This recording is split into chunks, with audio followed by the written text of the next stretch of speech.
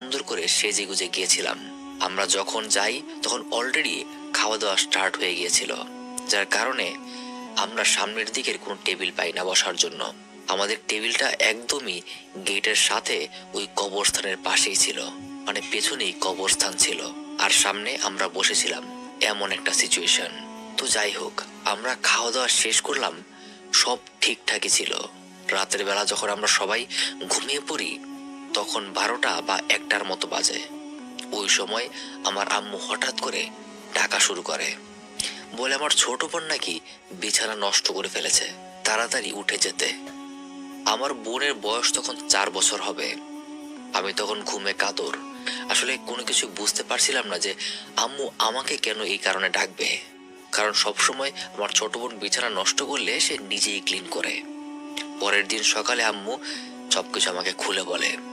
আসলে এই ঘটনাটা তখন ছোট থাকার জন্য তেমন না বুঝলেও এখন